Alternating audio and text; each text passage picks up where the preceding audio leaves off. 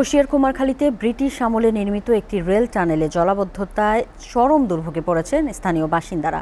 সামান্য বৃষ্টিতেই পানি জমে কুষ্টিয়া রাজবাড়ী মহাসড়ক সংলগ্ন এলাকাটি কাদা পানিতে তলিয়ে যায়। বিকল্প পথ না থাকায় জীবনের ঝুঁকি নিয়ে চলাচল করতে হচ্ছে ১৩টি গ্রামের মানুষকে। কুষ্টিয়া প্রতিনিধি সোহাগ মাহমুদ খানের পাঠানো তথ্য ভিডিও চিত্রে desk report.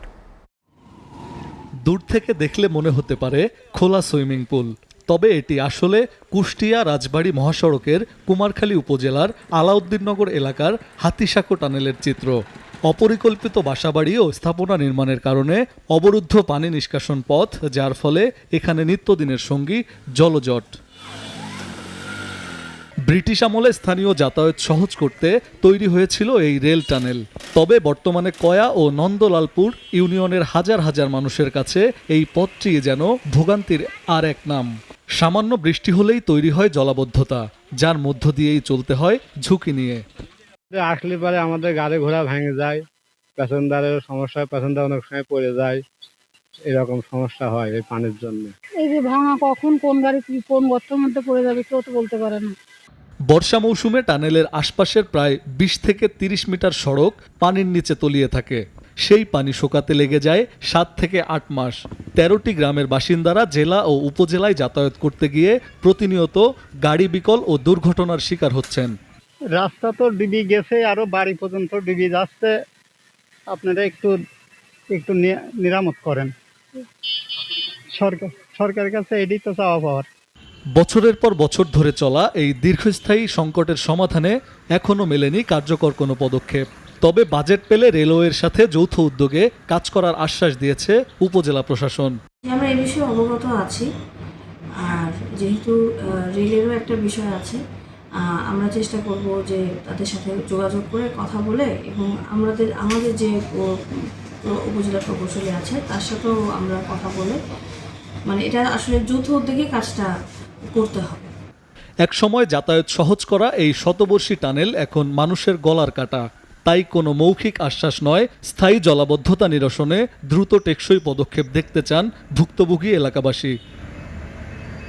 SATV news desk. দর্শক, এই কুষ্টিয়ার টানেলের জলাবদ্ধতার বর্তমান পরিস্থিতি ও মানুষের দুর্ভোগের চিত্র জানাতে সরাসরি যুক্ত হচ্ছেন আমাদের সাথে আমাদের কুষ্টিয়া প্রতিনিধি সোহাগ মাহমুদ খান। চলে যাচ্ছি তার কাছে। সোহাগ, আমরা যেমনটি বলছিলাম যে টানেলে জলাবদ্ধতার কারণে আসলে মানুষের ভোগান্তি হচ্ছে। জলাবদ্ধতার বর্তমান আসলে তীব্রতা কতখানি জানাবেন, এবং ১৩টি গ্রামের মানুষের চলাচলে কি ধরনের ভোগান্তি হচ্ছে, এবং সেই সাথে এটাও জানাবেন আসলে এই সমস্যা সমাধানে সংশ্লিষ্ট কর্তৃপক্ষ কি বলছে। সাবরিনা, প্রায় ১০০ বছর পূর্বে বিশেষ করে ব্রিটিশ আমলে রেলওয়ে কর্তৃক কিন্তু আমার পেছনের এই টানেলটি নির্মাণ করা হয়। মূলত মানুষের যাতায়াতের সুবিধার জন্য তৎকালীন সময়ে কিন্তু এই টানেলটি নির্মাণ করা হয়। তবে বর্তমানে আসলে অপরিকল্পিতভাবে আশপাশে বাড়িঘর নির্মাণ করা এবং মাছ চাষের কারণে কিন্তু পানি নিষ্কাশনের যে ব্যবস্থা সেটি কিন্তু বন্ধ হয়ে গেছে। যার ফলেই কিন্তু এখন মানুষের চলাচলের জন্য ব্যাপক পরিমাণে ভোগান্তি সৃষ্টি হচ্ছে এই টানেলটি। তো দেখতে পাচ্ছেন যে আসলে আমার পেছনে যে অংশটি দেখছেন এটি মূলত কুষ্টিয়া রাজবাড়ী মহাসড়কের পাশেই কুমারখালী উপজেলার হাতিসাঁকো নামে পরিচিত একটি জায়গা। এর নিচ দিয়ে কিন্তু মানুষের যাতায়াতের জন্য একটি মাত্র পথ, সেটি এই উপজেলার ২টি ইউনিয়নের অর্থাৎ নন্দলালপুর এবং কয়া ইউনিয়নের প্রায় ২ লক্ষ মানুষের যাতায়াত কিন্তু এই রাস্তা দিয়ে করে থাকে।